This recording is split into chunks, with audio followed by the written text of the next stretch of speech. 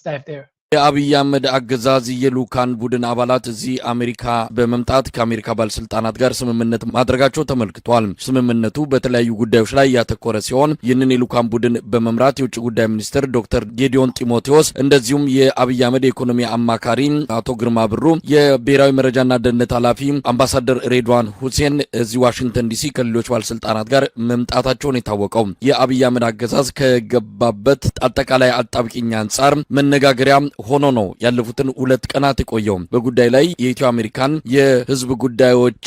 ምክር ቤት ኤፓክ መግለጫ አውጥቷል። በጉዳዩ ዙሪያ ያሉትን አጠቃላይ ነገሮች በማንሳት ከምዚ ትሪዎ ዘለኹም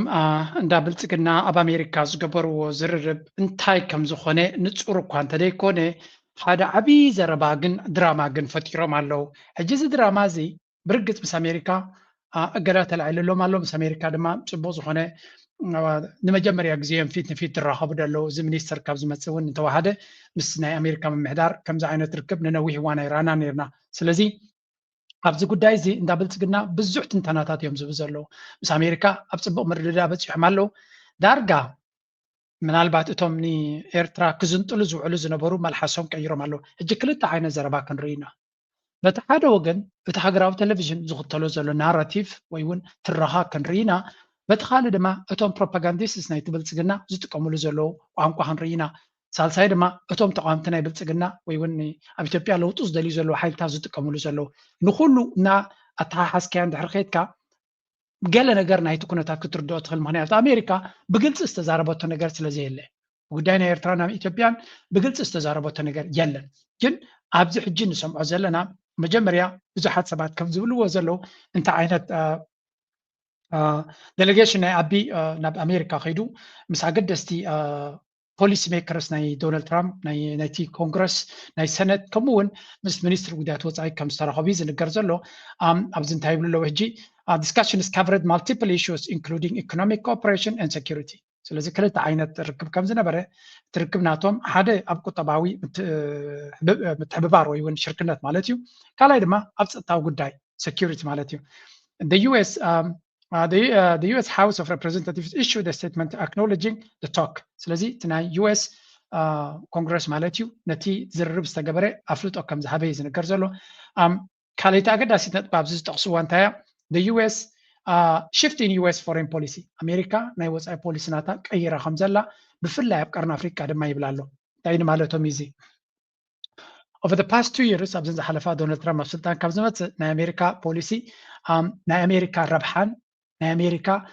ናሽናል ኢንተረስትን ዘቐደመ እምበር ሂማን ራይትስ ይኹን ዴሞክራሲ ይኹን ካልእ ነገር ዘገድሶ ኣይኮነን። ስለዚ ረብሓ ናይ ኣሜሪካ ከመይ ጌርካ ንቅድሚት ትወስድ ከመይ ጌርና ኣሜሪካ ትረብሕ እምበር እቲ ካልእ ነገር ዘገድሶም ኣይኮነን ዘሎ። ካልኣይ agreements now focus on security and business enterprises. እቲ ዝግበር ዝርክባት ይኹን ሽርክነታት ንረብሓ ናይ ኣሜሪካን ንካምፓኒታት ናይ ኣሜሪካን ፀጋታት ንምርካብን ነተን ቢዝነስ ናይ ኣሜሪካ ዝረብሕሉ መንገዲ ምፍጣር እምበር ዲሞክራሲ ዶ ሂማን ራይትስ ዶ ካልእ ዶ ብዙሕ ቦታ የብሉን ይብሉና ኣለዉ። ሳልሳይ ኣብቲ ነጥቢ ታሕቲ ክትወርድ ከለካ እንታይ ይብሉ ኣለዉ? ኦኬ ሌትስ ጎ። ቀይ ባህርን ደግሞ አረባይዜሽን የማድረግ በዚህ ምክንያት ይሄ ኢንተረስት አለ። በወሳኝነት ግብፅን ኃይልን ይፈልጋል። ኤርትራ የሴኩሪቲ ደህንነት ይፈልጋል። ኢትዮጵያ ደግሞ ሶቨሪን ሬድ ሲ አክሰስ ይፈልጋል። ይሄ ግልጥ ብሎ ለወዳጅ ለጠላቶቻችን ተነግሯል። በዚህ መሰረት ድርድሮች ተካሂደዋል። ስምምነቶች በ70-80% ጉዳዮች ላይ ስምምነቶች ተደርሰዋል። አንዳንድ የሚቀሩ ስምምነቶች አሉ ከኔቪ ጋር በተያያዘ። ይህንን በቀናነት መንፈስ ውስጥ ወደ መጨረሻ ውጤት ለመድረስ በቅርቡ አስቀድሜ እንዳልኳችሁ ክቡር ጠቅላይ ሚኒስትሩ ወደ አስመራ፣ ክቡር ፕሬዚደንት ኢሳያስ አፈወርቂ ደግሞ ወደ አዲስ አበባ ይመጣሉ። ቋሚ የሚኒስትሮች ምክር ቤት ስብሰባ ክቡር ፕሬዚደንት ኢሳያስ አፈወርቂ ድማ ንአዲስ አበባ ክመፁ እዩ። አብይ አሕመድ ድማ ንአዲስ አበባ ክኸይዱ ኣስመራ ክኸይዱ እዮም ዝብልኩም ዘለው እንታይ እዮም ዝብሉ ዘለው መሲልኩም? ኣብዚ ንነዊሕ እዋን ዝቐፀለ እንዲቲ ዘረባ ዳርጋ ካብ ሓያል ኣካውንታት ናይ ብልፅግና ብዙሕ ሰብ ዝስዕቦም ዝበሃሉ ክዝረብ ሰሚዐ ኣለኹ። እዚ ድማ ኣብቲ ዋዕላቲ መን ከይዱ ነይሩ ትዝክሩ ኢኹም ምሽ ኣብዛ ርአኩም ፀኒሐ ኣብቲ ዋዕላ ተሳተፍቲ መነመን ነይሮም ንዝብል ኣብዚ ዋዕላ ናይ ኣሜሪካ ከይዶሞ ዝነበሩ መን ነይሩ እንድሕር ሪኢኹሞ ርድዋን ሁሴን ከይዲ ነይሩ። ርድዋን ሁሴን ሓላፊ ናይ ስለያዊ መርበባት ምዃኑ ዝፍለጥ ኮይኑ ርድዋን ሕሴን ድማ ነቲ ናይ ሶሻል ሚድያ ፕሮፓጋንዳ ናይ ብልጽግና ዝዝውር ኣካል ድማ ንስዩ ስለዚ እቶም ምንጭታት እትያቶም እቶም ናይ ብልጽግና ምንጭታት ክንደይ ግዜ ነጊርናኩም ኢና ኣብዚ ከም በዓል ጆርጆ ድራር ወይ እውን ካልእ ኣይኮኑን ንሕና ካብ ደገ ዘሎ ሓበሬታ እምበር ካብ መንግስቲ ኤርትራ እንታይ ይበሃል ኣሎ ሕሹቕ በለና እሞ ክንነግር ገለ ዝበሃል የለን ባይ ወገን ከምኡ ዝብልህሉ ኾኑ እዮም ኣነ ግን መንግስቲ ኤርትራ ወግዓዊ ሓበሬታ ምስ ሃበ ጥራይ ብዛዕባ መንግስቲ ኤርትራ ትዛረብ እምበር ሕቡእ ምስጢራት የጋልፅ የገለ ክብለኩም ኣይክእልን እየ ከምኡ ዓይነት ስራሕ የብለይን ኣይደልን እየ እውን ኣነ ኣብቲ ፓብሊክ ዝወፅ ሓበሬታ ካብ ኩሉ መኣዝን ኣኪብና ኢና ዜና ክንህብ ንኽእል እምበር ኣብ ውሽጢ ዘሎ ዜናታት ሰሪቕና ወይ እውን ምስጢራት ኣውፅእ ኣብዚ ከነምፅእ ዓቕሚ የብለይን ኣነ በዛ ነብሰይ ግልፂ ምዝራብ ፅቡቅ እዩ ብዝኾነ እሳቶም ግን እቲ ብልፅግና ዝጥቀመሉ ታክቲክ ናይ ፕሮፓጋንዳ ነቲ ሓበሬታ ንሽተይ ዝረኸብዋ ኣጋኒንካ ድዩ ገለ ጌርካ ኣመቓቒርካ ድዩ ነቲ ናራቲቭ ሼፕ ክትገብር ነቲ ትረኻ ነቲ ዛንታን ክትቅይር ስለ ዘለካ ይህብዎም እዮም ነቶም ፕሮፓጋንዲስት ናቶም ስለዚ ጭብጥ ኣለና ሓድሽ መረጃ ሓድሽ መረጋገፂ ሓድሽ ሓበሬታ ሓድሽ ገለ ናበሉ እዮም ተውፁ ስለዚ ሓቅነት የብሉን ሚእቲ ከዓ ሚእቲ ሓሶት ክንብል ኣይንኽእል ኢና ግን እነዚኣቶም ከዓ ሙሉእ ብሙሉእ ኣሚንካዮም ከዓ ከምኡ ከጋጥም ክትብል ኣይትኽእልን ኢኻ ስለዚ ኣብዚ ዘረባ እዚ እንታይ እዮም ዝብሉ ዘለው ካልኦት ኣካውንትታት እውን ዘውፅዎ ዘለው ከባቢ ኤርትራን ኢትዮጵያን 67 ዓመታዊት ኣብ መርዳእ በፂሖም ኣለው ዝብል ዘረባ እዩ ንሳቶም ዝብልዎ ዘለው ድማ ሓደ to incentivize this rather unexpected coming together US will lift long established sanctions on Eritrea እንታይ እዮም ዝብሉ ዘለው ኣብዚ in preparation for the upcoming high level engagement between Eritrea and Ethiopia foreign ministers of both countries are scheduled to talk in person. The United States Department of State is behind this rapprochement. እንታይ እዮም ዝብሉ ዘለው again ዘረባ እዚ ሓሶት እዩ ዝተጋነነ ክትብሉ ትኽእሉ ኢኹም but always be ንነገራት ክንኣምኖም የብልናን ግን they are newsworthy እዚ ማለት ኤርትራን ኢትዮጵያን ምስቲ ኣሜሪካ ተኣትዎ ዘላ ጉዳያት maybe ክትብል ትኽእል ኢኻ ኖ ጠቕላላ ይከውን እዩ ፕሬዚደንት ኢሳያስ ምስ ኣብይ ኣሕመድ ኣይራኸብን እዩ ሚኒስትር ጉዳያት ወፃኢ ናይ ኤርትራ ምስ ብልፅግና ኣይራኸብን እዩ ዝብሉ ሰባት ኣለው ኣሚን ፖለቲካ ፅድቂ ይኮነን ፖለቲካ ማለት ምስ ማንም ኢኻ ክትራኸብ ዘለካ ቀዋሚ ረብሓ እምበር ቀዋሚ ፀላኢ የለን ክደግመ ቀዋሚ ረብሓ እዩ ዘለዎ ሃገር እምበር ቀዋሚ ፀላኢ ወይ እውን ቀዋሚ ፈታዊ ዝበሃል ነገር የለን ኣብ ፖለቲካ it's all about interests ኤርትራ ናታ ኢንትረስት ናታ ረብሓታት ከውሕሰላ ዝኽእል ብልፅግና መንገዲ ቀይሩ ምስ ኤርትራ በስመኣም ኢሉ ወደባት ናትና ክጥቀም ድዩ ኣፍደገ ባሕር ናትና ክጥቀም ድዩ ገለ እንድሕር ኮይኑ ኤርትራ ምስ ብልፅግና ምስ ዝኾነ ይኹን ክትዘራረብ ኣይትኽእልን እያ ኢለ ክድምድም ኣይክእልን እያ ኣሜሪካ ሓንቲ ካብቲ ከተጥፋኣና ነዊሕ ዓመታት ዝሰርሐት እያ sometimes ኣሜሪካ ፅምዶ ንገብር ኣለና because ኣብ መወዳእታ ኩሉ ዓይነት ፀገም ኣብ ጣውላ እዩ ዝፍታሕ ሕጂ እቲ ዝብልዎ ዘለው ዝተጋነነ እዩ ኣነ ከም ዝመስለኒ ፅምዶ ኣብ ፖርት ሱዳን ዝኸውን ዘሎ ይርይዎ ስለ ዘለው ፋኖ ከመይ እናሓየለ ይመፅእ ኣሎ ህወሓት እንታይ ክገብር ይደሊ ኣሎ ሸነ እንታይ ክገብር ይደሊ ኣሎ እቲ ናይ ሶማልያ ናይ ዓፋር ኩላቶም ሓፍ ኢሎም ስለ ዘለው ምስ ኤርትራ ክንዕረቕ ኢና እንድሕሪ ኢልና ክደሃሉ ይኽእሉ እዮም ኣሜሪካ ድማ ኢትዮጵያ ክትፈርሰላ ስለዘይትደሊ ዘላ ንዓቢ ክፈርሰሎም ይደልዩ ስለዘየለው ንኤርትራ እንተወሓደ ኢትከኣክቢ ኣብዚ ጉዳይ ናይ ኢትዮጵያ ኢትማይትእቱ ኢትዮጵያ ድማ ምሳኻትኩም ክሰርሕ ትኽእል እያ ብዓለም ለኻዊ ሕጊ ንኤርትራ ክብልዋ ይኽእሉ እዮም ኤርትራ እንታይ ክትብል ትኽእል ንኤርትራ ዝምልከት እዩ ኣነ ግን ኤርትራ ኣብ ከምዚ ጉዳይ እዚ ጠቕላላ ምስ ኢትዮጵያ ክትዘራረብ ኣይትደልን እያ ዕፁዊት ማዕፆ ዝብል መረዳእታ የብለይ መረዳእታ ናተይ መንግስቲ ኤርትራ ፍሌክሲብል እዩ ንረብሓታቱ ዘውሕዝ ኩነታት ተፈጢሩ ምስ ኩላቶም ክሰርሕ ዝኽእል እዩ ሃገራት ዓረብ ንሓትደን ይባልዓ ስለ ዘለዋ መንግስቲ ኣሜሪካ ኣብ ጉዳይ ናይ ቀይ ባሕሪ ጉዳዮም ባዕሎም ክሕዙ ከም ዘለዎም ሓንቲ ካብተን ክብላ ዝፀንሐ ዘረባ ምናልባት ክትቅበላ ትኽእል ንሳ እቲ ዝብሎ ዝፀንሐ ብዚ ማለት እዩ which is completely BS ወይ ከዓ ሓሶት ምዃኑ ማለት እዩ ዝብሎ ዝፀንሐ ግብፂ ጉዳይ ናይ ኒል ውሕስነት ክህልዋ ትደሊ ኤርትራ ፀጥታን ድሕነታን ክሕለወላ ትደሊ ኢትዮጵያ ድማ ልኡላዊ ኣፍ ደገ ባሕሪ ክትረክብ ትደሊ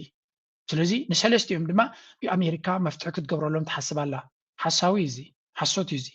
ኢትዮጵያ ኣፍ ደገ ባሕሪ ኣብይ ኣሕመድ ባዕሉ ክዛረብ ከሎ ብሰላማዊ መንገዲ ብዲፕሎማስያዊ መንገዲ ብዓለም ለኻዊ ሕጊ ተኸቲልና ካልኣይ መዋፅኦ ኣልተርናቲቭ መዋፅኦ ንደሊና ኢሉ ናይ ፈረንሳ ኣብ ዝተረኸበሉ ኣብ ዝሓለፈ ስለዚ ብሓፈሻ ኣነ ዘንብቦ ዘለኹ ማለት እዩ ካብቲ ንሳቶም ዝብልዎ ኣገናዚብካ ክትሪኦ ከለኻ ኣብ ሓደ መደምደምታ ክትበፅሕ ትኽእል أبزون صيف سامر قبروا ليلهم يرى نابنا تايبلو the Nile fear. The speaker discussed historical fears dating back to the Italian colonial plans about diverting the Nile's course. He suggested that بحفشة قداي ناينيل ግብፃውያን أزي أقداسيو دونالد ترامب دما مفتحك قبروا لي سأرالو خالي كما أجندة تايبلو Arabization of the Red Sea. كأي بحرسي ناب عرب قصو يخيد علو. سلزي إيرترا ناب عرب ليب كتاتو كم زت نايت عذاب منبر توهيبوا سلزلو دحريو جبتي عرباويت هاجريا السودان عرباويت هاجريا قبسي عرباويت هاجريا سعودية عرباويت هاجريا صومالي عرباويت هاجريا يمن ون عرباويت هاجريا تاونكو عرباويت هاجر زي كونت إيرترا يوزلا سلزي إيرترا دما ناب عرب ليب كتاتيو بتكاي بحر بمولو نا عربي كون سلزي إثيوبيا I don't understand these people. سلازن إيرترا كن حزال لنا أمريكا يلوم يوم مس إيرترا بغات تبع لنا نصرح كن كلا لنا تغلال لا أبيد عرب كابز ودقت بحر دما نحناون إدرب حكل وناخل إثيوبيا دما ناتنا وكيل كتكون الناسي قال زبسنا مقوتي زتكم but this is a completely nonsense نعي ني إثيوبيا لعل السعودية كري واي كلون يوم أمريكا ولا لعل قبس أيري وانيم عرب دي ما يعرب من فلوي جيرو قالي تسكايو Gibsi is an extremely important partner ni America. مهنياتو Swiss canals بالاولو. سعودية extremely important. نان NATO member partner تبعي لزولي. زياتو ما زي ما قدستيهم. إثيوبيا I don't even know. أنت عينت رقوا حي اللي هو مس أمريكا يفلتني. كسب الجد ما قدانير ولا كأني قدازل على لزولو. سازي كسع كندوا غالبك وهذا زغلا يكون. بحفشة. أنت يبلا له. He mentions Eritrea's observers. Okay. طيب لا لبتاب أبكر خلته أمو غيرتنا إثيوبيان زرر بيكاد كم زلون 7 كسب 8 ميتاوي دما تسمع كم زلون الزمالة دما أمو غير كلتين هجرا زلو شجرات كباب 7 8 ويت ديسكاس تغيرولون تفتحوا كم زلو يزنقر تي أقد ست علبات بإثيوبيا لولا وافد جبهر ندلنا يبلو بإيرترا دما national security and stability guarantees زي سلزي إيرترا national security هجرا ودحنتان كم دما رقات تدللا ግብጽ ድማ ናይል ተደልላ ዝብል ስነ መጎቲ ዝጥቀም ኤርትራ ምስ ኢትዮጵያ እንደራ ከተቋርጽ ጥራያ ክደል ትኽል ካለ ካብ ኢትዮጵያ ክደል ትኽል ነገር የለን so the navy factor one of the remaining points on discussion involves naval cooperation and establishment of a navy high level exchange as mentioned before Prime Minister Abiy Ahmed and the President Isaias Afwerki are expected to exchange visitors soon ስለዚህ ክልቲኦም መራሕቲ ክበጻጽሑ ከም ዝኽእሉን ናይ ብልጽግና መራሒ ድማ نسمرا خيدنا نوح وان لي لمن نيرو ما يبقى حساب لبو كسمرلو زمنا زليد مسل زلو بوغن يرترا I don't know President Isaias مالت كرغباي كل نيو قليل نخم حلاي نخلينا قن أو العليز السبزي صبوغ مرداتا كم زي يقولوا ردويو قن I mean أبزو وانزي no hard feelings ربحا خايزة قد ساكاك بالخل مالتيو shifting US-Ethiopia relations, lifting of arms sanctions, Executive Order 14046, the Biden administration gear was in a very long economic, trade, solar panels, blah blah. كالي دما نعطون قدايات الزارب زلو بحفشة بتهو تتا يغطل سلو نساتهم زيجيتي ناي بروباغندا ماشين نعطهم زبلو زلو يو أبزون تمساسالي كاو ديف الله عينة نيرو work together.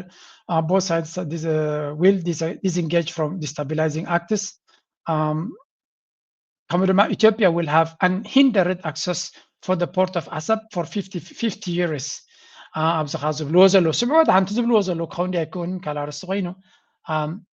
Now,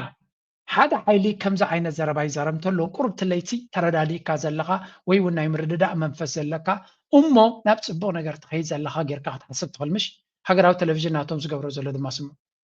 She is united with her neighboring country, Ethiopia. referendumu በኢትዮጵያ ነሪ ካምበሪት ያው አጣጥ ሆና ዲያን ይመጣል አጣራቱ ተቀደት አንዱ ሆና ደግሞ የኢትዮጵያ አካል ሆናለች ኢትዮጵያን የቀይ ባህር አክሰስ የሰጠው ውሳኔ ማን ወሰነ? ዝቅት መቅረብት ላይ ሰዓታት ዝነበረዩ ጉዳይ ናይ ባሕሪ ዓሰብ የማን ነው ዝብል ኣብ ሃገራዊ ቴሌቪዥን ናቶም ዝገብርዎ ዘለዉ እዩ እንጂ ታሪኻዊ መጻጽዓ ከም ትሪእዎ ዘለኹም እቲ ካርታ ናይ ኤርትራ እዮም ዘርእይዎ ዘለዉ I don't understand ኣበይ ናይ ክፋል እዩ ጌጋ ዝረኣዮም ዘሎ ታሪክ ናይ ኤርትራ ንጹር ኮይኑ ዝረኣዮም ዘሎ ዘበነ ጥልያን ይብሉ ዘበነ ጋሊ ይብሉ ገለመለ ይብሉ ግን at everything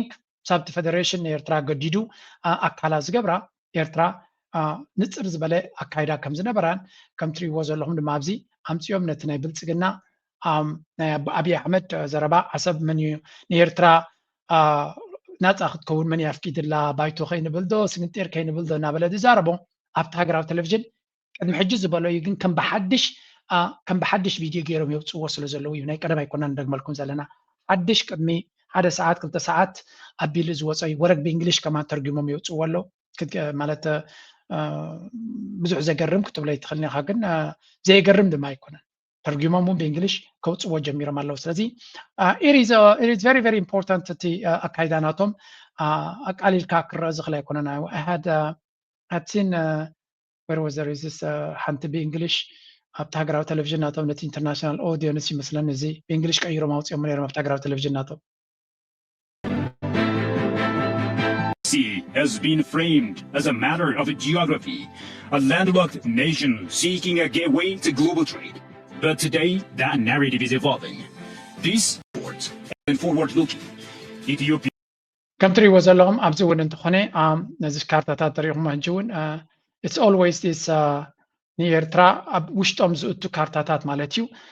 ሓደ ሕብሪ ገይሮም ምህላው ኣካል ናይ ኢትዮጵያ ገይሮም ኣለዎ ክንብል ኣይንኽእል ኢና ግን ኣጋይን እቲ ኢንቴንሽንስ ናቶም እቲ ድሌታት ናቶም እቲ ባህጊ ናቶም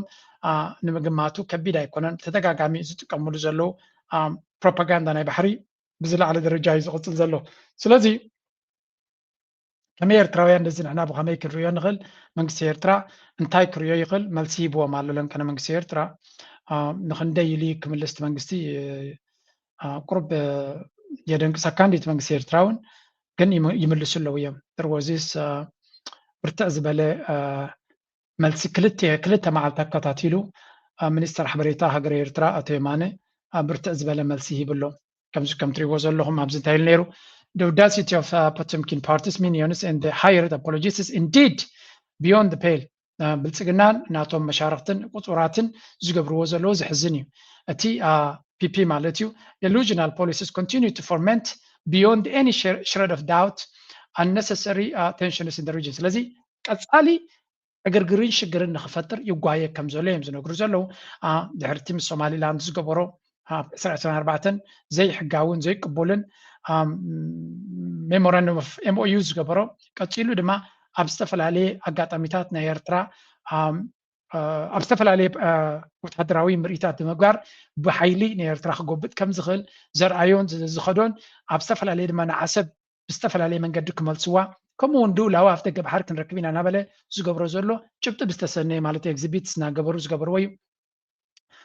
ከምኡ ድማ ንባዕሉ እቲ ብልፅግና ኣብ ጉዳይ ናይ ሱዳን ክሳዕ ክንደይ ኢዱ ይእትዩ ከም ዘሎ እውን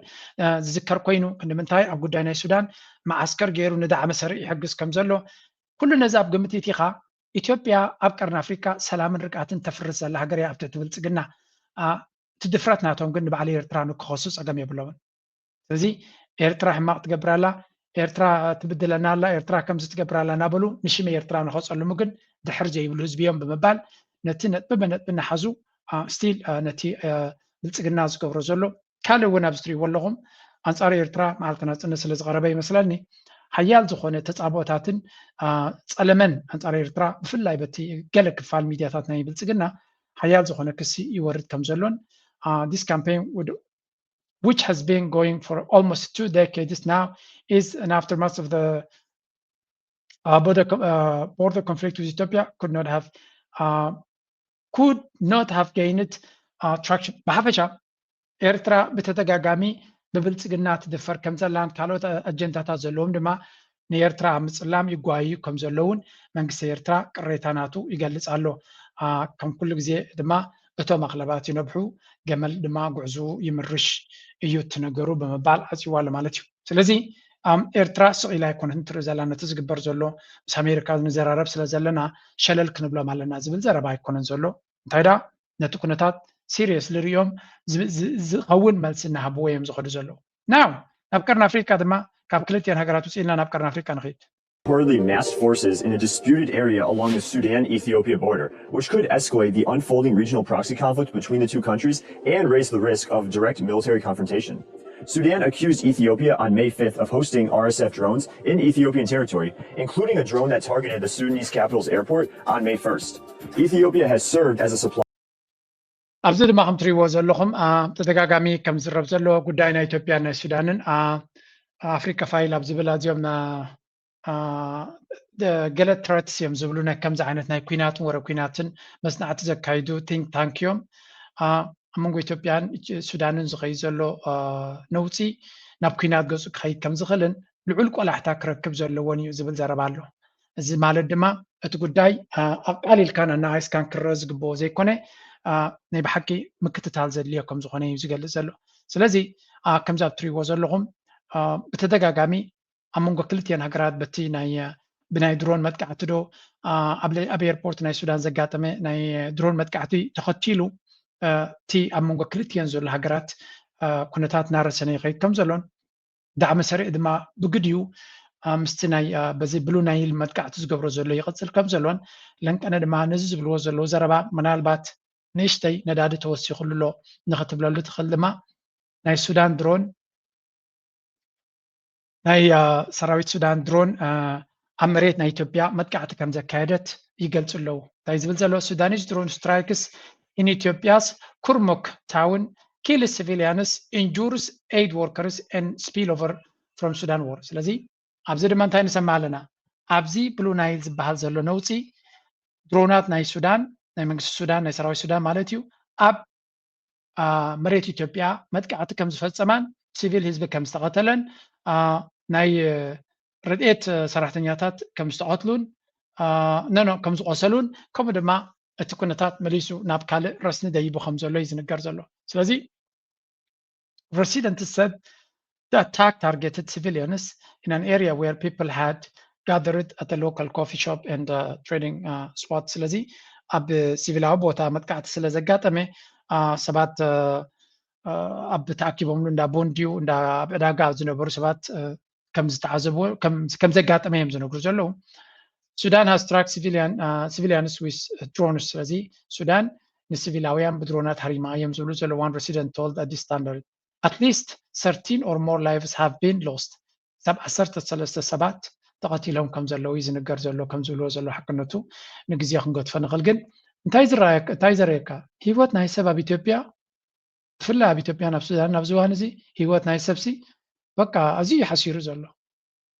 ንኣብነት ኣብዚኣ ሪፖርት እያ ጥራይሲ ኣብ ሱዳን ብዙሕ ሓደጋ ይገጥሙ ዘሎ ከምኡ ብዳዕመ መሰረ ብዙሕ ሓደጋ ይገጥም ኣሎ ኣብ ኢትዮጵያ ኣብ ዝተፈላለየ ቦታ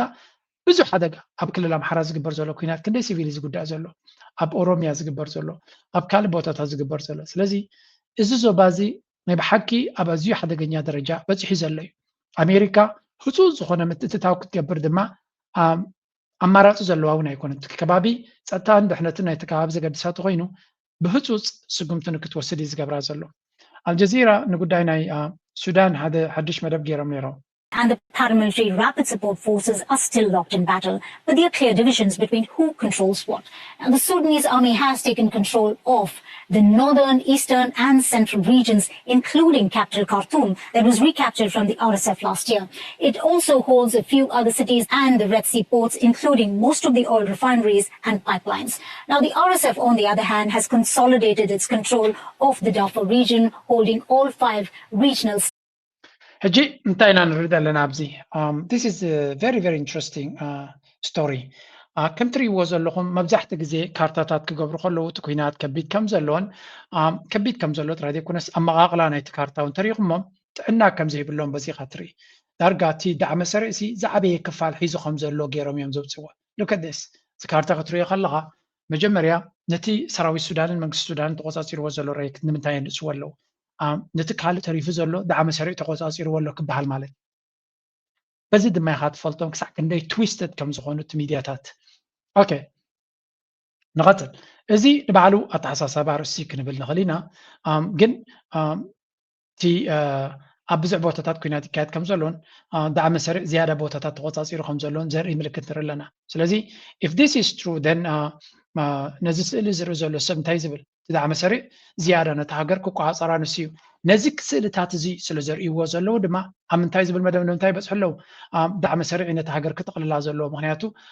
بزح بإمارات بخالوت دقف يركب سلازلو دعم سريع كعوته لزخل من قدين تدفتر صبون يريبلو زد ما بفلاي أما راحتنا أوروبا زلو زربا مخانو أبز سمع. Heard from policymakers in Europe, a line that actually really stuck with me was, well, maybe it's better that the RSF is dealing with the UAE and not our enemies. And I went ballistic because even just from Europe's security perspective, the UAE's backing of the RSF has driven the Sudanese state to give a Red Sea base, to close a Red Sea base deal with Russia for fighter jets. It's pushed. انتهى تبل دلا أبزي أزياء قداس زربانديو معرابا وحجر بفلايد ما أوروبا زبال مرحتنا أوروبان بوليس ميكرز ناي بوليسي مرحتنا أوروبا مالتيو بزعبا السودان كزاربو خلو يا دعم سريع من السودان يسرح مخانو حما غايكونن دعم سريع من إمارات يسرح مخانو حما غايكونن مغنيات إمارات مشاركتنا قلي يمزولو زلو ناي بحق زحزن دمايات زحزنيو إمارات جنزب سلت بوم زلا إنفست سلت كبر لهم زلا كل نجار كشفنوا لا يمزفتنوا زلوا قدا حق جن المنجس السودان نتسراوي السودان مليسهم نابراشا ناب تشاينا كم زخيدي قبروا له كم يجير كان حدا نيشتش شفتازو خنا وجل مليشا نخد دقف ني مرات قرفوا نخيتب لهم عبا هاجر كتكسر تمرت ساع كندي تخكلنيا أتحساس بعزي بلهم مرحتا بيروبا كم زلوا كساع كندي مع أنت عزي بلهم نرب حاناتهم مقدمهم خذ زي كله بقليلو أيكونن كاب دونالد ترامب أمريكان كفروسي كاب إمارات ونزفرهم مرحت كم زلوا يجي يوم زنقر زلوا زد ما بتدقق من رؤية زلنا مرحتنا أوروبا نيبا حكي رموسات مرحت يوم زبال أيكونن دونالد ترامب أنصارو كيدهم أنصار نربحهم كسرحوا ني إمارات كدخلوا يكالون له إمارات كندي بيلون إنفست لتجبرت لهم نعوخ يتعاصون فت يوم زبل زلوا إنجليز بلو فرنسا بلو جرمن بلو بلجيوم بلو every one of them درجة كلاتهم ني إمارات حقب كبلو جنزب كتبهم إنفست تجبر لهم بر تجاجي لخك بلا زخل نجار يهلا لذي كم ذا عين الدخمة أبي أوروبا يزرع زلوا نابلتها تمر دلا. Sudan deeper into their relationship with Iran, with China. Why would you not try and mute this war so that you can circumvent the kind of the handouts that are going to be given to the people that you see as enemies? So, I mean, this is where I'm like, it's not that it's willful ignorance. It's not that I think, oh, these people are stupid, they don't get Sudan. Is that there is they want to be blind. They're willfully blind because they're not going to confront the UAE. They're not going to say, oh, thanks for the investment in Frankfurt, but can you just chill on Sudan? Yeah, it's not going to. No European country is going to. No, and. نبى حق زحزنيو أوروبيان بفتسبني إمارات كجت كونفرونت قبرا وين أتريرهم نخزاربو أنا أنت نخزاربو بفتسم زي كلية مزبهالنيرو. Maybe a little bit some things are changing now. دحرنا وحوان قال نقراتي غير له أبزي انتهي بلالو ناي أمريكا House Foreign Affairs Committee زبهال مرجع كايدو ويون دمس غيرو أبت دمسي 4 كلتن بخلته 4 دمسي انتهي زبليو نزي دعم سريع زبال RSF جينوسايد كم زفصمه أمريكا بوقع تقبلهم الله بدمس تقبلهم الله سلازي بايتونا أمريكا ني دعم سريع ني RSF جينوسايد كم زجبره ريكوغنايز جينوسايد كوميتد نتيجة جينوسايد نسوزا نزجبره منقص أمريكا تقبل ولا وين كم جينوسايدر جيرو قصير ولا زد ما هذا بجينوسايد زخصص لو كان بوليسي درجة مسو تسرح انت اللي غنوعد حقز كم زل هذا تفليتو بزع صقمات كما تصقا يخلي سلازي بلصقنا يكون امارات نغراتهم قلل كم زي كونه زر نغرات نر لنا في لايد ما ميد تيرمس مسزل الكشنز تكونتات قليل كونه يكلني حابو قصيلو Such a designation would be a crucial step toward curbing the flow of foreign weapons and countering external actors. لذي زي وسانة زي أقد أسيو نتوم ني دعم سريع فلو يحجز قبرو زلو دما كبيد بده إقونومي ناس واري هنا كان لوجيستكس دقفس قبرو لزلو إمارات يغون إثيوبيا يغون كمون كينيا كبيد زبالة أقام كقات ممكن زغالي زنقر زلو كابزغت زيلو حدنا أوروبا think tank مالتيو زقبرو دما سمعو زنا جرمن SWP Bal Institute UAE support cross-border armed forces in 4 African countries. ندعم سريع نمحجاز إمارات تتقبلوا نيتورك يلوم زقبر وسائل الرأيوة. ኢትዮጵያ ውሎ ኬንያ ጽቢቁ ደሚቆሎ ሶማሊያ to some extent ኢትዮጵያ ጫድ ቶም ቀንዲ ጫድ Central African Republic ከም ድማ ደቡብ ሱዳን ቶም ጸለምቲ ዘሎ ቀጥታ ኖ ጸሊም ቀይሕ ጸሊም ዝመስል ዘሎ ኣብቲ ኩናት ዳርጋ ዝሳተፉ ዘሎ ክበሃሉ ዝኽእሉ እዮም እቶም ቀያሕቲ ድማ to some extent ዝሳተፉ ዘለው እዩ ስለዚ ብጀካ ኤርትራ ኣብቲ ከባቢ everybody is participating ኣብዚ ኤርትራን ግብፅን ሶሪ ግብፅ ብላዕሊ ብምብራቅ ድማ ኤርትራ ማለት እዩ ኤርትራ ኣብ ጉዳይ ናይ ሱዳን ኢዳ ዘእተወት ዝብል ስእሊ ዘለዋ እዩ ስለዚ ኢማራት ክሳዕ ክንደይ ነዚ ከባቢ እዚ ተቆፃፂራቶ ከም ዘላን ኣብዚ ጉዳይ እዚ ኢዶም ይእትዉ ከም ዘለውን ብብዙሕ መፅናዕትታት እናተሰነየን እና ተረጋገፀን ዝኸይድ ዘሎ ጉዳይ እዩ እዚ ጉዳይ እዚ ድማ ውዒሉ ሓዲሩ ሓደ መዓልቲ ተኣኪቡ ክመፆም እዩ እቲ ዋጋ ድማ ክኸፍልዎ ምዃኖም እቲ ብልፅግና ዝገብሮ ዘሎ ኣሽካላን ሓደ መዓልቲ ሓሊፉ ክፀንሑ ምዃኑ እዚ ጉዳይ እዚ ዝንገር ዘሎ and yeah I mean this is going to be very very interesting ጊዜ እናኸደ ምስ ከደ እቲ ኩነታት ናበይ ክኸይድ ከም ዝኽእል the UAE has become one of the most influential external actors in African conflicts ኣብ ተጻቦታት ናይ ኣፍሪካ እዚ መጽናዕቲ ከም ዝብሎ ዘሎ ኢማራት ሓንቲ ካብተን ቀንዲ ተሳታፊት ናይ ውግን ዕግርግር ናይ ኣፍሪካ ኮይና ከም ዘላ እዩ ዝነግር ዘሎ its role is described as destabilizing rather than stabilizing ናታ ፖሊሲ ወይ እውን ናታ ተራ ናይ ኢማራት ተራ በአፍሪካ ነተን ሃገራት ኣብ ምብትታንን ኣብ ምዕናውን እምበር ኣብ ምርግጋእ ከም ዘይኮነ ስለዚ ንዝተፈላለዩ ነተን ሃገራት ከዕንውን ዝደልዩ ሓይልታት ፋንድ እናገበረት ኣብ ብዙሓት ሃገራት ትገብሮ ዘላ ፀገም እዩ ዝግለጽ ዘሎ እዚ ተሓብዩ ዝነበረ ነገራት ሕጂ ክወፁ ጀሚሩ ኣሎ ከምዚ ኢልካ ይዝረብኒ ነይሩ ኣብዚ think tanks the support is seen as fueling instability rather than resolving crisis ናይ ኢማራት ምትትታው ድማ ሓደጋን ዕንወትን እምበር ሰላምን ርግኣትን ይፈጥር ከም ዘየለ እዩ ዝግለጽ ዘሎ again እዚ ኩሉ ትሪእዎ ዘለኹም ኣዝዩ ኣገራሚ ሓበሬታ እዩ ምክንያቱ ከምዚ ዓይነት ነገር ኣብ ካልኦት ሃገራት ኣይስማዕን ነይሩ እዚ ኣብ ሱዳን ንሪኦ ዘለና ዕንወት ትሪኡ ፀኒሕኩም ኢኹም እዛ ሃገር ክሳዕ ክንደይ ኣብ ሽግር ወዲቓ ከም ዘላ ክንገርን ክዝረብን ነዊሕ ገይሩ ኣሎ ምናልባት ስዑድያ ኣብዚ ጉዳይ እዚ ኢድ ክትእቱ ዘገድዳ ዘሎ ኣብ ጉዳይ ናይ ሱዳን ኢዳ ንክትእቱ ዘገድዳ ዘሎ እንታይ ኮን ይኸውን ድሕሪ ኢልካ ሓደ ነገር ከረየኩም እየ this is very very interesting now ሓንቲ ሪፖርት ለንቀነ ዝረኣኽዋ ስዑድያ ስለምንታይ ኣብዚ ጉዳይ እዚ ኢዳ ክትእቱ ከም ዘለዋ ንክትሓስብ የገድዳ ኣሎ እንድሕሪ ኢልኩም እዚኣ እስከስምዕዋ asked on YouTube, where does the idea of carving Saudi Arabia into 5 different states come from? So I brought you the map. This map was published in the New York Times in 2013. Remember, 2013 was a time when the Arab Spring was in full swing. Ben Ali's regime in Tunisia had been toppled. Gaddafi's regime in Libya had fallen. Mubarak's regime in Egypt had fallen. The Assad regime in Syria was fighting a war against his own people in order to try to preserve his regime. There was genuine concern amongst many Gulf capitals about how far this Arab Spring would go, and indeed there were suggestions that after the Arab Spring there would be a redrawing of the borders in the region and the countries would look very different. And this map emerged in 2013 in the New York Times to describe how Saudi Arabia might look different. And you can see here in this map that it's been divided into 5 different states. The first thing that's worth noting is that this is one of the first times the map actually became public. ብሓፈሻ እንታይ ይዛረበኩም ዘሎ መሲልኩም ዘገርም እኮ እዩ ንስዑድያ ናብ 5 ሃገራት ተመቕልዋ መደብ ከም ዘለዎም ከም ዝነበሮምን ከም ዘሎን እዩ ዝቕፅል ስለዚ እቲ ዕላማ እዚ ኩሉ ሕጂ እውን ስዑድያ ምስ እስራኤል ትወዳደሩ ዘላ ኢማራት ድማ ኣካል ናይቲ እስራኤል ኮይና ትኸዶ ዘላ ነዛ ስዑድያ ትበሃል ሃገር ኣብ 5 ንክመቕልዋ መደብ ከም ዝነበሮም ኣብ መወዳእታ እታ ስዑድያ ትበሃል ኣፍ ደገ ባሕሪ ዘይብላ ዕፅውቲ ገይሮም ከትርፍዋ መደብ ነይሩ ብምብራቕ ዌስተርን ዓረብያ ኢሎም ጅዳን መካን ዝሓዘ ሓደ ምዕራብ ዓረብያ ተባሂሉ ሃገር ንክኸውን እዚ ቅድሚ 50ታት ዓመት ኣሜሪካ ፕላን ጌራቶ ዝነበረት ምዃኑ እዩ ዝነግር ብታሕቲ ኣብ ከባቢና እንተሪኢኹማ ሳውዝ ዓረብያ ደቡብ ዓረብያ ተባሂላ ነቲ በዓል ጀዛን ገለ ዝሓዘ ማለት እዩ ነዚ ድማ ገሊኡ ናብ የመን እውን ናትና እያ ትብሎ ንስዑድያ ግን በዚ ክመቕልዋ ይደልዩ ኣብ ላዕሊ ድማ ኖርዘርን ዓረብያ ዝብል ኣሎ ከምኡ እውን ኢስተርን ዓረብያ ዝበሃል ኣሎ ኣብ መንጎ ድማ እታ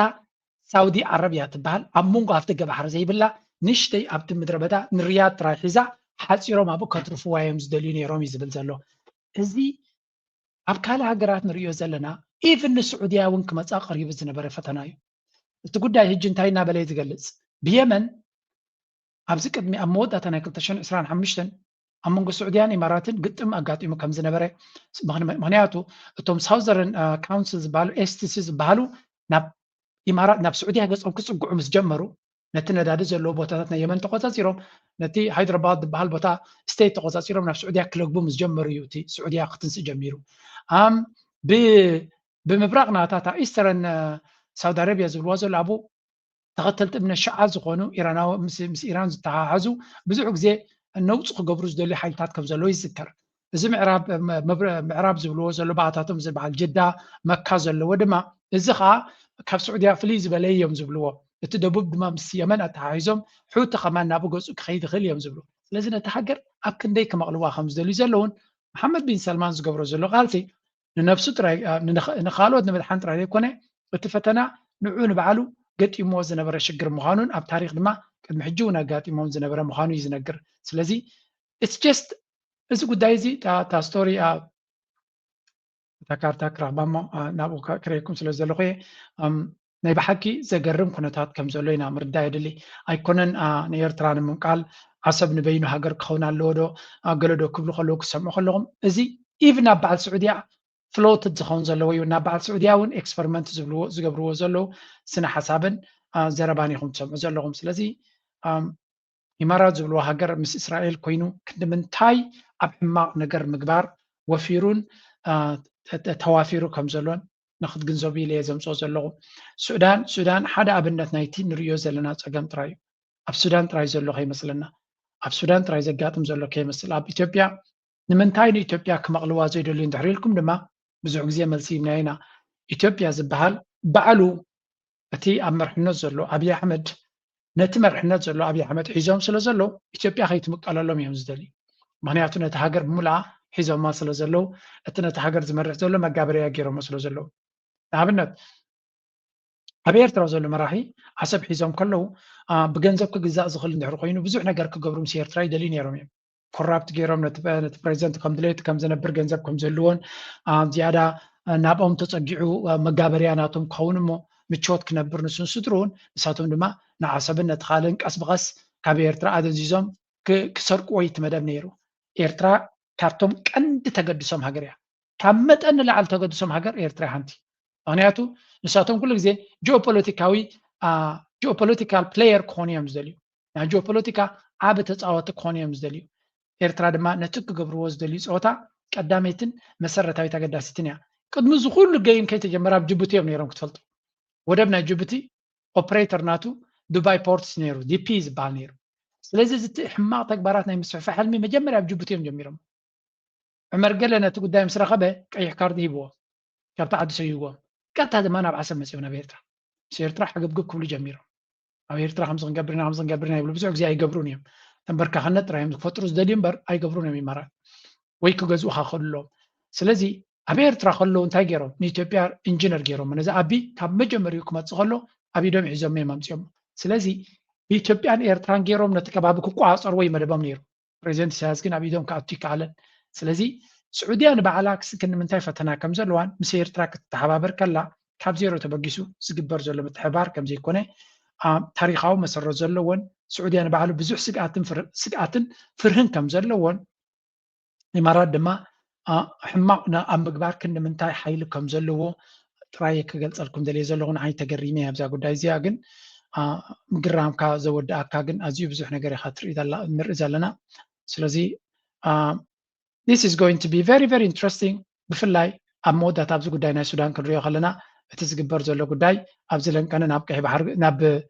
ውሽጢ ሱዳን ናብ ካርቱም ገፁ ዝቐርብ ዘሎ ኩናት እዮም ዛረብ ዘሎ Liberation movement, the Al Hilu faction has actually captured the city of Kurmuk in March this year.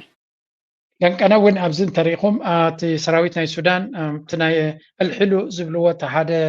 SPLM ዝበሃል ኣሎ ንሱ ዝያዳ ንቅድሚት ይደፍእ ከም ዘሎን ናብ ገለ ቦታታት ተቆፃፂረ ኣለኹ ዝብል ሓበሬታታት ክርቀኒ ኣለኹ ስለዚ we have to be ጥንቃቐ ዘድልዮ ጉዳያት ኢና ንርኢ ዘለና ኤርትራ ኣብዚ ኩሉ ከቢድ ዝኾነ ረፅሚ ዘለዎ ከባቢ ምህላወ ድማ ልዑል ጥንቃቐ የድልያ ንመለስ ኣብቲ ናይ ኣሜሪካን ኢትዮጵያን ዝብልዎ ዘሎ ቃላይ የሆነው ከአሜሪካ ጋር የአብይ አህመድ አገዛዝ የተደረገው ስምምነት ምንን ያካተተ ነው? ያሁን የጠቀስካቸው ነገሮች የጸጥታና የአካባቢው የሴኩሪቲ የቴሮሪዝም መዋጋት የሚሉት ነገር እነሱ ሁሉ ያሉበት ነገር የሆነ ቢሆንም አንደኛ ኢትዮጵያ ድሮም ስታቢላይዚንግ ፎርስ ወይም አረጋጊ ኃይል ነበረች። አሁንም ያ ሀገር ጠንካራ ሀገር መሆንና በዛ አካባቢ ህወሓት ነበር እጂ ነዛ ከበከም ጸናት ካለቲ ኣብዚ ጉዳይ እዚ እንታይም ዝገብሩ ዘለው ከመይ እቲ ፖሊስ ብንጹር ኣምንታይ ተሰማሚዖም ኣለውን ዝብል ድማ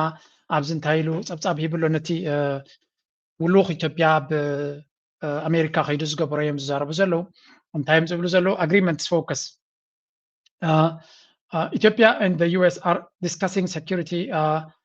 cooperation, counter-terrorism and regional stability. Ethiopia is positioned as a potential stabilizing force. ኢትዮጵያ ኣብቲ ቀርኒ ኣፍሪካ ዘሎ ኣገዳሲ ኩነታት ከም ዘለዎን እቶም በዚ ሕጂ ዘለዎን ተቐፂሉ እንታይ ዝብል ዘረባ ኣሎ ነቶም ዝተፈላለዩ ተቃወምቲ ሓይልታት ኣብ ኢትዮጵያ ዘለው ከቢድ ክኾኖም ከም ዝኽእል እዮም ዝነግሩ ዘለው ስለዚ ንሳቶም ድማ ነፍሶም ዝኻለ ድጋፍ ክገብሩ ፀቕጡ ክገብሩ ይፍትኑ ኣለዉ ምክንያቱ እንድሕሪ በዚ መንገዲ ቀፂሉ እቲ ጉዳይ ንዓታቶም ካብ ፀወታ ከውፅኦም ክፍትን ይኽእል እዩ ኣብይ ኣሕመድ ነዚ ድማ ከይከውን ይፅዕሩ ከም ዘለዉ ንሳቶም ንኣብነት ናቶም ኣብዚ እውን ሓንቲ ክፋል ነይራቶም ሎቢ ይገብሩ ከም ዘለውን ነቲ ሓቀኛ ኩነታት ናብ ኣሜሪካ ንምብፅሑ ምክንያቱ ኣብይ ኣሕመድ ዝብሎ ነገር ጥራይ ኣይኮነን ዘሎ ኣብ ኢትዮጵያ ካብኡ ዝተፈለየ ፀገም ከም ዘሎ ምን ጉዳይ ኣብዚ እንታይ ኢሉ ኣብፂ ነይሩ if I have to show you ነዚ ኩሉ ነዊሕ ቪድዮታት ኢና ሳምራይዝ ንገብረልኩም ዘለና ብዙሕ ስራሕ ዝሓትት እዩ ዝንበዓሉ ሕጂ እንታይ ክገብሩሎም እቶም ናይ ፋኖ ይኹን ናይ ካልኦት ሓይልታት ሓደ nature of US Ethiopia agreement ነቲ ኣብይ ኣሕመድ ስርዓቱ ንምንዋሕ ዕድመ ስልጣኑ ንምንዋሕ ክሕግዞ ከም ዝኽእል እንዲኦም ዝፍትኑ ዘሎ but እትዮም ኣብ ኢትዮጵያውያን ኣብ ኣሜሪካ ዘለዉ ድማ እንታይ ዓይነት ስነ መጎት እዮም ክገብሩ ዝፍትኑ ዘሎ critics argue that it does little to address the Ethiopia's internal crisis ትኒ ኣብይ ኣሕመድ ዕድመ ስልጣኑ ንምንዋሕ ዝግበር ዘሎ ናይ ኣሜሪካ ጉዳይ ሽግር ናይ ኢትዮጵያ ክፈትሕ ዝኽእል ኣይኮነን እዮም ዝብሉ ዘለዉ ምክንያቱ ኣብ ኢትዮጵያ ዘሎ ከቢድ ዝኾነ ኩናት ኣትሑት ይካየድ ከም ዘሎ ኣብ ኣምሓራ ድዩ ኣብ ክልል ኦሮሚያ ዘሎ ኣብ ክልል ትግራይ ዘሎ ዘይርጉነት ኩሉ እዚ እንተሪኢኻዮ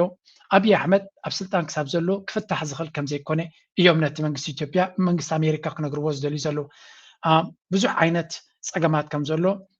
ዘይርጉእነት ኣብቲ ሃገር እናሰፍሐ ይኸይድ ከም ዘሎን ጋዜጠኛታት ይእሰሩ ዜጋታት ድማ ብዙሕ ሽግራት ይገጥሞም ከም ዘሎን ኣብቲ ዞባ እውን እንትኾነ ኣብ ሱዳን ኣብ ኩናት ናይ ሱዳን ይኹን ኣብ ከምኡውን ኣብ ምስ ኤርትራ ዝግበር ዘሎ ምፍኽኻር ብልፅግና ምንጪ ናይ ዘይርግኣት ምዃኑ ነቲ ሓደ ኣገዳሲ ፅሑፍ ናብ ፎሬን ሚኒስተር ናይ ስቴት ዲፓርትመንት ናይ ኣሜሪካ ሰዲዶም ነይሮም እዮም ዞም እዚ ናይ ኣምሓራ ተቃውሞታት ወላ ኦርጋናይዜሽንስ ኣብ ኣሜሪካ ዘለው The possibility of Ethiopia's conflict spill over into Eritrea is raised. ከምኡ ድማ ኩነታት ናይ ኢትዮጵያ ትገብሮ ዘላ ዕግርግር ኣብ ኢትዮጵያ ዘሎ ናብ ኤርትራ ገፁ እውን ክፈስስ ስለ ዝኽእል ኤርትራ እውን ጥንቃቐ ክትገብር ከም ዘለዋ እዮም ዝተሓሳስቡ ዘለዉ ብሓፈሻ ኩሉ እቲ ንሪኦ ዘለና ኩነታት ብቐሊሉ ክስጋር ዝኽእል ከም ዘይኮነ ንብልፅግና ጥራይ ሒዞም ዝኸድዎ ዘሎ ኣሜሪካ ድማ ደዋፅእ ከም ዘይኮነ ክጥንቀቑ ከም ዘለዎምን ዘተሓሳስብ ኢና ንርኢ ዘለና ኣብ ጉዳይ ናይ ሱዳን ኢትዮም ምህላዎም ኣሜሪካ እቲ ኣብ ቀርኒ ኣፍሪካ ድማ ብሰፊሑ ክሰርሑ ይፍትኑ ምህላዎም እዚ ኣገዳስነት ክህልዎ ይኽእል እዩ ምስ ግዜ ብሓፈሻ ኣብይ ኣሕመድ ምርጫ ገይሩ ነዛ ዘበን እዚኣ ክሰግራ እንድዩ ዝፍትን ዘሎ ህወሓት ድማ ሓደ ካብቶም ብድሆ ዝገብሮ ዘሎ እዩ ሕጂ ኣብ ሃገራዊ መረፃ ኢትዮጵያ ክትሳተፍ ከም ዘይትኽእል ኣብታ ክልል ስልጣን ከም ዝሓዘ ዝኣወጀ ደብረጽዮን ገብረ ሚካኤል ኣፍሊጡ ሎሚ ኣብ ከተማ መቐለ ዝሃቦ መግለፂ ልዕሊ 45 ሚእታዊት ከባብታት ትግራይ ኣብ ትሕቲ ወራር ከም ዘሎ ብምግላጽ ዝተቆረሰት ትግራይ እያ ዘላ ክብል ተዛሪቡ ብሚልዮናት ዝቑፀር ህዝብና ኣብ ቦትኡ የለን ወይ ተሰዲዱ እዩ ወይ ተመዛቢሉ እዩ ዝበለ እቲ ኣቦ ወንበር ህወሓት እዚ ጥራሕ እውን ኣይኮነን ሕዚ እውን ኣብ ናይ ህልውና ሓደጋ እዩ ዘሎ መረፃ ክነጥፍአኩም ኢና እናተባህለ ኣይካየድን እቲ ሓደጋ ንቐደም ክእለ ኣለዎ ምርግጋእ ሰላም የድሊ ኢሉ እዚ ትግራይ ኣብ ሃገራዊ መረፃ ኢትዮጵያ ክትሳተፍ ከም ዘይትኽእል ኣብታ ክልል ስልጣን ከም ዝሓዘ ዝኣወጀ ደብረጽዮን ገብረ ሚካኤል ኣፍሊጡ ሎሚ ኣብ ከተማ መቐለ ዝሃቦ መግለፂ እዚ ድማ ብካልእ ገፅ ፅምዶ ናይ ሱዳን ድማ ኣዝዩ ኣገዳሲ ኮይኑ ኣብ ፖርት ሱዳን ዝተገበረ ፅምዶ ብብልፅግና ከም ሓደ ዓቢ ኣሰምባዳ ርእሲ ገይሮም ሪኦም ኣለዉ ልኡኽ ናይ ኤርትራ ኣበልስዒት ዝተሓወሶ ከም ዝተሳተፈ ኣብቲ ጽምዶ ድሮ ብዛራ ሚድያ እዩ ቀልጢፉ ኣነ ኣብቲ ዛራ ሚድያ ናይ በዓል ስታሊን የርእዮ ግዳብ ሶሻል ሚድያ እውን ክዘውር ኢና ኣለና እቲ ጽምዶ ድማ ነፍሱ ዝኻለ ለውጢ ዘምፀዩ ወይ እውን ንኢትዮጵያውያን መብዛሕትኦም ተጋሩ ይኹን ካልኦት ኤርትራ ምስ ኣሜሪካ ዝምድና ስለትገብር ዘላ ኣብቲ ጉዳይ ናይ ዞባ እንታይ ክኸውን እዩ ንዝብል ብዙሕ ኣከራኻሪ ነጥቢ ነይሩ ስለዚ ኤርትራ ጽምዶ ምስ ኣሜሪካ ዝምድና ምስ ጀመረት ነቲ ጽምዶ ዝበሃል ቀቲላ ናብ ኣሜሪካ ጥራይ ዶ ተተኩር ትኸውን ወይስ እቲ ጽምዶ ከምቲ ኣበጋግሱ ነቲ ህዝቢ ነቲ ጎረባብቲ ህዝቢ ብሰላም ንኽነብር ካብ ፖለቲካ ወፂ ዋላ ናይ ህዝባዊ ሓሳብ ኮይኑ ወይ እውን እቲ ወታደራዊ ሓሳብ እንተነይርዎ ንዑ ገዲፉ ዝያዳ ኣብ ህዝባዊ ኣተኩሮ ገይሩ ነቲ ህዝቢ ብሰላምን ርግኣትን ንኽነብር ዝግበር ፃዕሪ ክድንፈዓሉ ከም ዘለዎ እንድሕር ደፊኦም እውን ዘዋፅእ ይመስለኒ ምክንያቱ ስለምንታይ ህዝብን ህዝቢ ይራኸባሎ ኢሉ ንኤርትራ ክኻሳ ዝኽእል ኣካል የለን ብርግፅ እንዳ ብልፅግና በኣሉታ ይርእይዎ ኣለዉ ብሕማቕ ዓይኒ ይጥምትዎ ኣለዉ እዚ ብዙሕ ምግናን ዘድልዮ ይመስለንን ግን ብኸመይ ንሶም ይርእይዎ ኣለዉ ንዖም ዝምልከት ናው ኣብዚ ጉዳይ እዚ ፅንሕ ኢለ ኣብዚ ናይ ፅምዶ ክምለስ ስለ ዝኾንኩ ብዙሕ ኢትዮጵያውያን ኤርትራውያንን ብዙሓት ሰባት እዮም ዘለዉ ኣብዚ ክርኢ ከለኹ ካብቶም ልኡኻት ግን ኣነ ደስ ዝበለኒ ዓበይቲ ምሁራት ተሳተፍዎ እዩ ነይሩ ፕሮፌሰር መሓመድ ሓሰን ተሳቲፉ ነይሩ ከም ትሪእዎ ዘለኹም ከምኡ ድማ ፖለቲከኛ ናይ ኢትዮጵያ አንዳርጋቸው ጽጌ እውን ተሳቲፉ ነይሩ ዋላ እቲ ፖስተር ኣብ ቅድሚት ዘለዎ እንተሪኢኹሞ ናይ ክልል ሶማል ፖለቲከኛ ናይ ኣምሓራ ኤርትራ ተጋሩ ግን ኣብዚኣ ጉዳይ እዚኣ የለውን እዮም ኮይኖም ወላ ምስቲ ኩነታት ናይ ትግራይ ዘሎ እዮም ሸፈፍ ኣቢሎማ ዘለዉ መስለኒ ምስቲ ሕጂ ዘሎ ሓድሽ ፕሬዚደንት ገይሮሞ ዘለዉ ካብዮም ኣልዮም ክኾኑ ዝኽእሉ እምበር ንትግራይ ክዝንጥሉ ወይ እውን ክገድፍዋ ስለ ዝደለየ ኣይመስለንን ስለምንታይ ከምኡ ብላ ኣለኹ ክልተ ኣርቲክልስ ክበኩም እየ ኣብዚ حات نبار بيت مخري بمملاس أبو ومبر تودب دبرتيون قبل ميكائيل بريزيدنت منقست تقراي خون وسينو سلطانة بتشبت له بريزيدنت اتن اسم مع بريتوريا سيعيب وستتعيش اجزاو من محدار زخونة جنرال تادسة والردة محاورو كم زفرسة بوقعي اي اوجن ازي كونتات ابي تقراي كلتا بريزيدنتات كم زلو مثلي بمفتار بالزللة بوليتيكاوي وطري دري خلوم انت خونا ابي زحلف ورحي نقزة سلطان جنرال تادسة بحد عمت الزناوحة منقست فيدرال ابزو ጉዳይ ሶታ መሪጽሎ ንምንታይ ንህሉ ኩነታት ፖለቲካ ትግራይ በቀረባን ዝከታተለ ፕሮፌሰር ጌታቸው አሰፋ አዘራርብና ያለና حتى معناته مبلغ خدمنا ممكن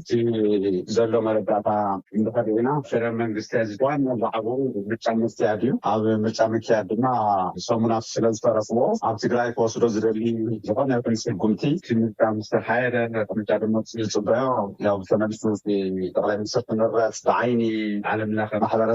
في قبول النت تراكب يسرق زلنا ويشتون تعاكيون زوجسن ونايتقرأي مستات زي جرد نالوا دفرت نارس عون ده شغله نريو الكعلن مالتي مستي أو إثيوبيا أو كارو طبعا حارة أوروبيا زخم زلوا تحت جفانا أفتقد أنا أول زفلت بأمريكا إثيوبيا نيرترام كقرارو تزور له تعالى له عرفت عن إثيوبيا إذا أتيوات ريلو على مناخ تفرز حاول قناة حصلوا في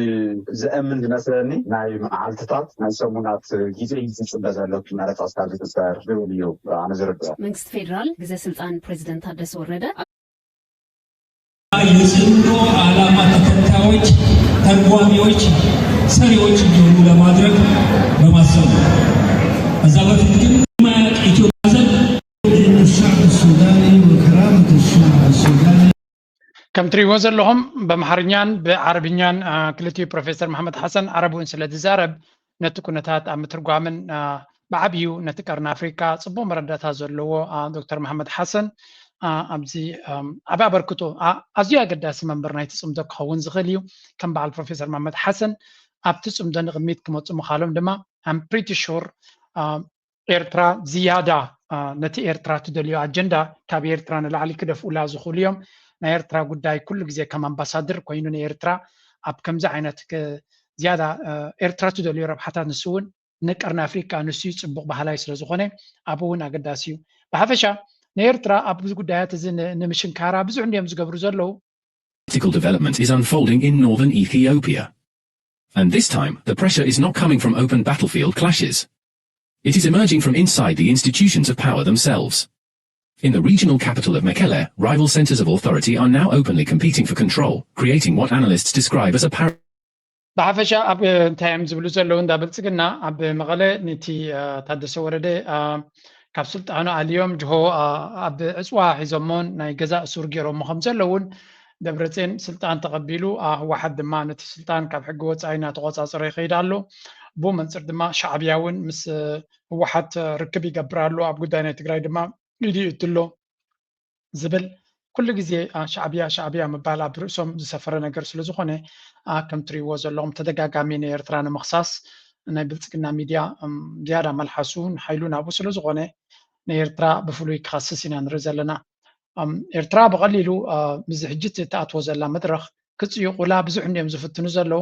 ኣይሆፕ ነዚ ጉዳይ እዚ ስዒራቶ ክትወፅእ ኤርትራ ምክንያቱ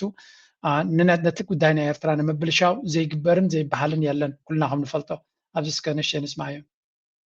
ህዝቢ ትግራይን ናይ ህዝቢ ኤርትራን ዝምድናታት ብዕቱብ ሰራሕ ከም ዘለካ ካብቶም መዳባት ሳሪእ ኣለኹ ማለት እዩ ስለዚ ሎማዓንቱን ካብኡ ክንወፅን ኢና ግን ኮርናዑ ጥራሕ ኢና ፍልይ ክነብሎ ናይ ኣሜሪካን ናብቲ ዞባና ዘለዋ ሕዚ ሓድሽ ተወሳኺ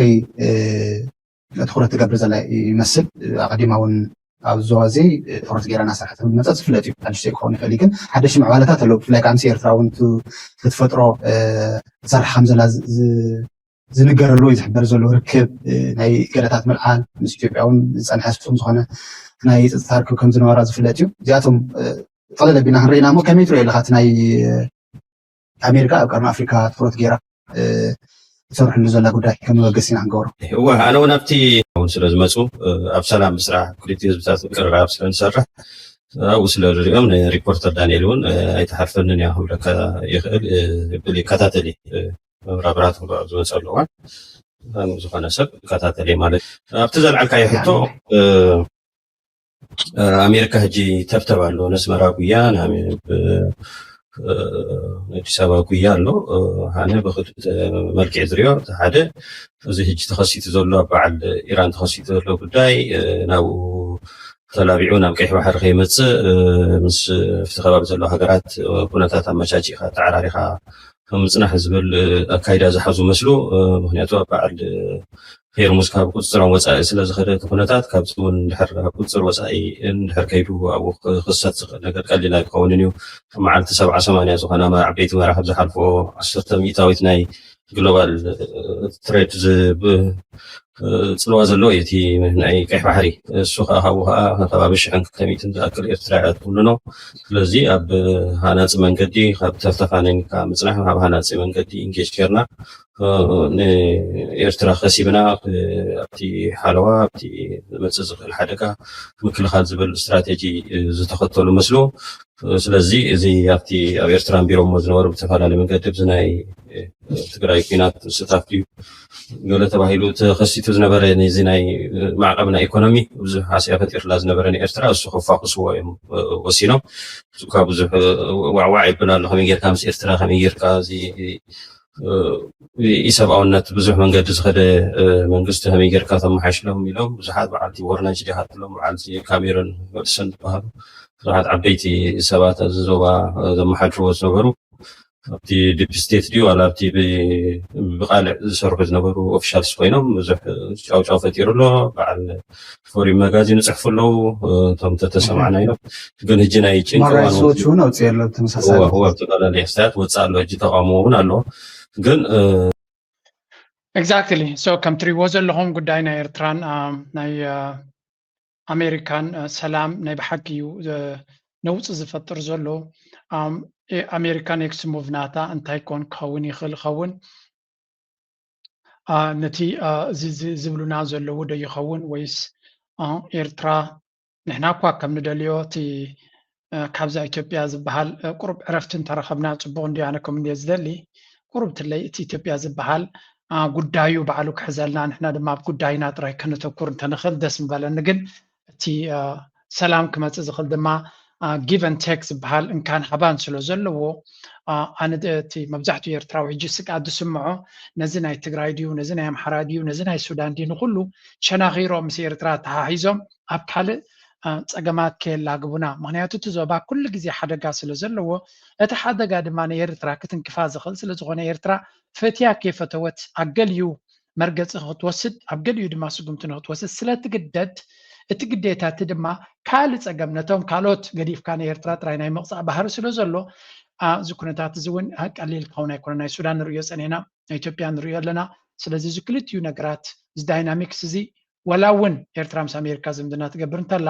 እዚአን ሃገራት እዚኣተን ኣብ ሓሸውየ ክሳብ ዘለዋ ንኤርትራ ከይፈተወት እውን ጠምዚዙ ጠማዚዙ ናብኡ ንምእታዋ ክግበር ዝኽእል ኩናት ናይ ትግራይ ንኣብነት ሓደ ካብኡ ተጋሩ ብቐጥታ ፀገሞም ምስ ናብ ኤርትራ ምትኳሶም በቲ ናይ ኣሜሪካ ሚድያ ሽዑ ከም ዝተገልፀ እውን